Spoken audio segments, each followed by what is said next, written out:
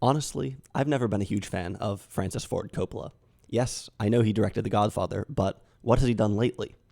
Well, if you count 1981 as recent, which I do, then we come to the film One from the Heart, which was possibly his biggest flop, widely panned when it was released, crucially terrible, apparently. Perhaps this will change my perspective on Francis Ford Coppola. Now, before you ask, yes, this movie does feature some of Coppola's family members in small roles. In this case, his parents, Carmine and Italia.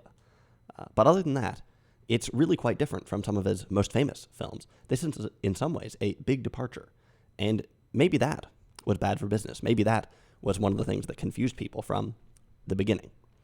Speaking of the beginning, this movie starts with some very expensive-looking opening credits. Apparently, this movie was supposed to be cheap. It was a follow-up to Apocalypse Now, which was such a fiasco. This was supposed to be a simple little movie, but it definitely isn't. Like I said, expensive opening credits that in many ways set the tone for what is to come. This movie is set in Las Vegas. The credits start in a desert that is littered with neon marquees, each introducing a member of the production. These marquees are the first of many models we'll see.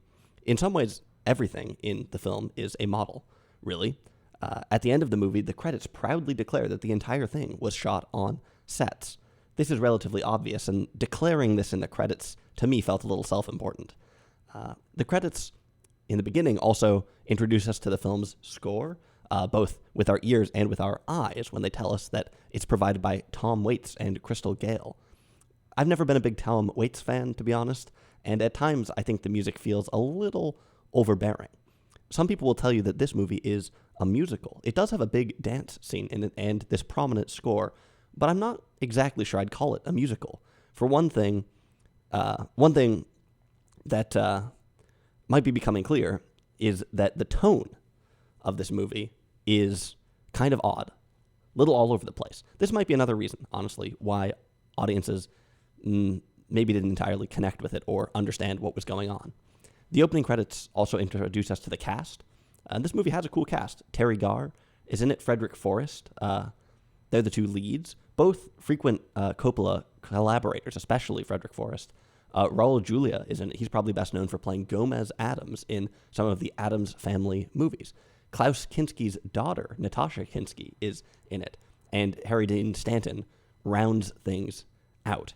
Interestingly, the closing credits of this film list several understudies. I'm not exactly sure what this means here. I'm not really familiar with films having credited understudies. Maybe they were backup dancers, or maybe Coppola was worried about a repeat of certain conditions on his previous film, Apocalypse Now. Maybe someone can let me know exactly what the deal is here. One of the understudies is actually named James Dean, but I don't think it's that James Dean. Another minor detail is that Francis Ford Coppola is actually credited for this film as Francis Coppola. He used this shortened name on a number of movies that came after The Godfather. I don't know why. Again, maybe somebody can point it out. Anyway, from the beginning, it's clear that this movie is going to be out there when it comes to style. Simple text on a black background, no way. We're going to have interesting, innovative, cool credits. We've got all these models. We've got really, like I said, sets the tone. Models continue throughout. Another big hallmark of it is really weird lighting that changes conspicuously, lighting that something you might see in a theatrical performance almost. This film is clearly staged, I think, taking place on a stage. I mean, we can see the painted backdrops. There isn't really much effort made to hide them. Like I said, we've got these lighting switches. We can see the ceiling of the soundstage quite a few times. These tight confines are somewhat in tension with the film's emotional sincerity. In some way, this movie is One from the Heart, or is the title facetious? All this style and artifice is there, and I guess, is it being balanced against something sincere? Is this balance part of a comment about Las Vegas and about America, a place where bright lights and sorrows are well known to coexist, where sincerity and insincerity blend into one? Or is the style all just a gimmick? Is it just supposed to look cool? Well, maybe some of both, I guess. One unusual aspect of this film is its aspect ratio. It is basically a square. To me, this actually offers a pretty big clue about how we might start thinking about the movie. The squarish screen was rare in the 80s, but it was common a few decades earlier at the time of classic cinema. One from the Heart seems really to be wound up in classic cinema. It's got all these sets. It's got a big dance number reminiscent of Gene Kelly. And in fact, Gene Kelly actually worked on this movie helping to choreograph that very number. It's got a scene where characters discuss Casablanca. It's got talk of drive-in movies and how one might come of age at one. It's got old cars, right? Is it possible that this contrast of artifice and sincerity, Las Vegas and rural America or whatever, the suburban America or something, is it possible that's also somehow a story about classic Hollywood, for which, the lights of Las Vegas might be really a fitting parallel? All these models are all this artifice and all these feelings inside.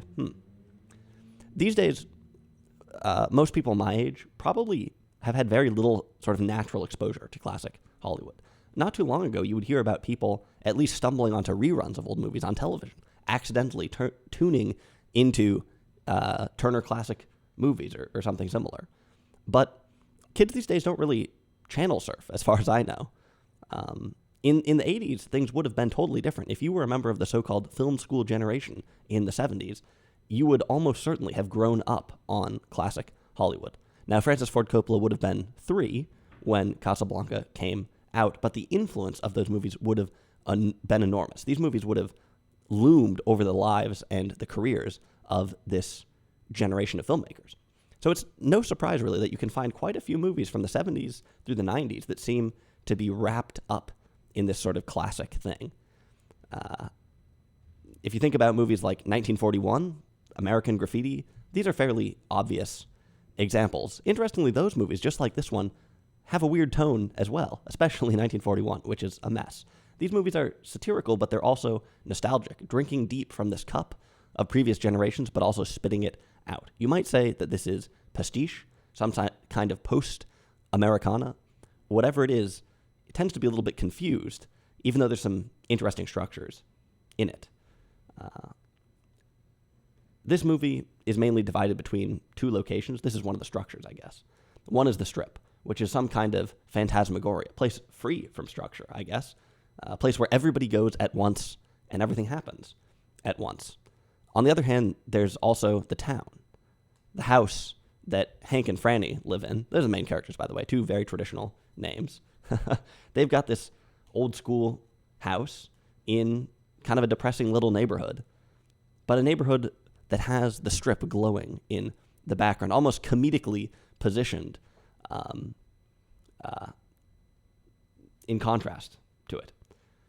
Very conspicuous contrast between this public space and a more private one, between this alluring, new, commercial, technological, glamorous space and a more dingy suburban reality or something. This movie really plays into the idea of Las Vegas as a place where glamour and seediness are neighbors. And again, you might say that this has something to do with America, with its glamorous entertainment that coexists maybe with some kind of spiritual impoverishment. It's not clear when this movie is set, by the way. And it's not clear exactly if this is supposed to be a statement about the past, or about the present, or about the future, or maybe it's not a statement at all. Anyway, I mentioned Hank and Franny. Their story is quite simple. They are a couple, they have some troubles, and they split up, and they each meet another person. For both of them, this new lover is perhaps some reflection of their deepest desires, or at least what they might think their deepest desires are. It's funny how often we don't understand what our desires really are. In classic Hollywood, most movies involve couple formation. Men and women kind of exist in these movies to be paired up. Once this happens, the movie ends. One variant of this is the film where we start with a couple, but something endangers them.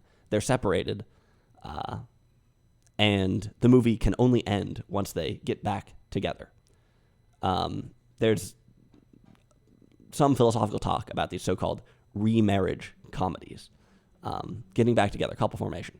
This isn't to trash all these movies, because there's a lot of great movies that follow this formula, and many of them are really not as predictable as it might seem. But still, this is really a defining logic of the era. Now, in this movie, Franny and Hank's new relationships are really compelling. And it's hard to know if the couple will be reformed. It's also not clear what you should want to happen. Unlike a classic film where both halves of the couple are lovely, and it's misfortune, miscommunication, some tragic twist of fate that separates them, and then some sort of triumphant renewal or return. Here, Hanny and Frank aren't particularly likable. Neither of them seem particularly good for each other, and their relationship doesn't seem very strong, I guess. So should we root for them to get back together? It's like I said, it's not a tragic twist that draws them apart. In some ways, it's very reasonable, very rational that they would not be together. What should we want?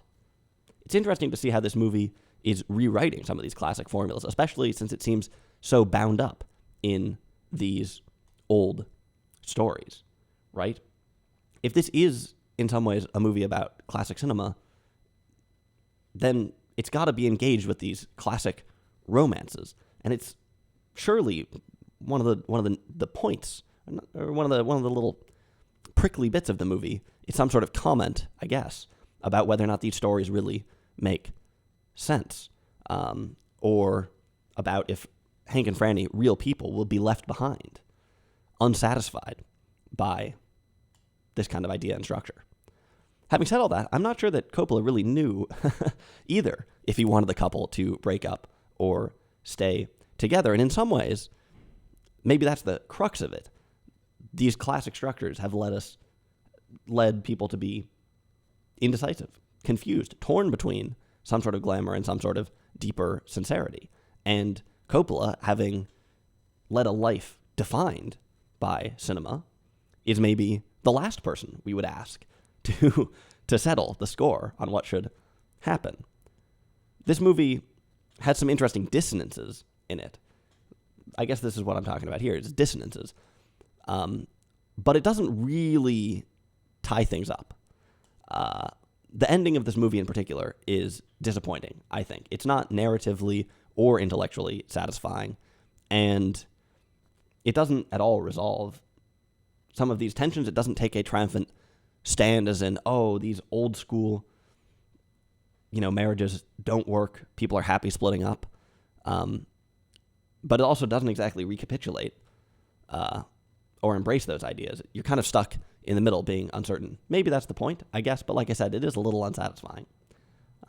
Anyway, so you can maybe tell I'm a little on the fence about this movie. It definitely looks cool, and there's some parts which feel really potent, I guess. This movie has a circus sequence in it. This is where Natasha Kinski comes in. She's some sort of circus girl. And this is a great scene, actually. Hank takes the circus girl, Lila, I think is her name, to one of his kind of workplaces, which is some kind of auto wrecking yard. And in the background, there are these stacks and stacks of old automobile bodies. What could be more classic, more classically cinematic and American than, old cars? Hank actually raises his arms and conducts a symphony on these old cars. They play the score for Lila's circus act that she's going to perform. Behind him, old cars, and in front of him, some sort of foreign, almost fairy-like girl. A girl who never went to high school. A girl who never went to a drive-in. The polar opposite of Hank, really, in some ways. It's a great scene that I think encapsulates some of the ideas in the film. Hank's classic context that is deeply, deeply tied into his ideas of romance and love. The idea that cars provide the score to the scene. The idea that when he brings up going to a drive-in as being a way to consummate a relationship, film and classic America just being completely wound up in Hank's character. And yet, he's yearning for something else, it would seem. This movie does have some weight to it occasionally. It has some bite, some might, a bit of humor, a bit of incision. I guess it also feels a little bit judgmental towards its characters occasionally. The acting is nice. You might spend a while wondering why we care about these people. I think the movie starts a little bit slow, to be honest, but they grow on you, I guess. And it might be a little bit tough to wrap your head around certain parts of Hank and Franny's relationship, I guess. I mentioned before that there's an interesting balance where you're not sure if they should get back together. I think the movie intends to have that balance, I guess.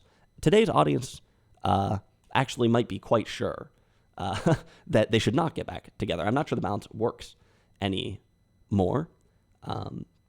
Like I said, the tone of this movie is fairly odd. It's a bit like Frank Sinatra crossed with Nick Cave, I guess. Did you know that Nick Cave is actually Francis Ford Coppola's nephew? That's a joke. But, the tone is pretty cool. And it's, I guess, a reason to watch the movie. It's kind of quirky, I guess. But there's also a few moments where the movie seems to lavish in its own quirkiness and got on my nerves a little bit. So, I don't know. There are things to think about with this movie. There's certainly something about America, something about movies, some attempt to process this classic American thing, this classic cinema thing, and how it's worked its way into our desires and our lives. But the movie is vague. Not as incisive as it could have been. Who knows? Maybe to some people it's literary and subtle. To me, I think it's missing a little bit of a punch, a little bit of a sting in the tail that would drive some of these ideas home. One interesting thing about this movie is that for some reason it reminded me a lot of some of Wim Wenders' films. I guess mainly Paris, Texas, and Until the End of the World. And actually, Wings of Desire had some of the same circus elements in it. This movie came out before all of those. I think this movie is actually surprisingly influential, or maybe these things all share the same influence, maybe Badlands or something. It reminds me a bit of Natural Born Killers as well, actually. I don't know how direct any of this influence was, but I think these movies do all tread on similar ground, this sort of post-Americana 1950s pastiche, the lingering questions of classic Hollywood and classic America. Interestingly, all these movies I mentioned that seem similar to this, they're all road movies. This isn't really a road movie, technically. But I think in some ways, the idea of touring a rural, traditional America, stopping into Las Vegas, rediscovering oneself, facing one's desires, these are some of the hallmarks of the road movie. So maybe this is a sneaky little road movie, even though technically it features very little road. Few cars, like I said, but very little road. When we talk about legacy, though, there's probably one thing that should be mentioned, which is that this movie was a big flop at kind of a bad time. It came out right after the disastrous Heaven's Gate, which is a film that is often credited with destroying American auteurism.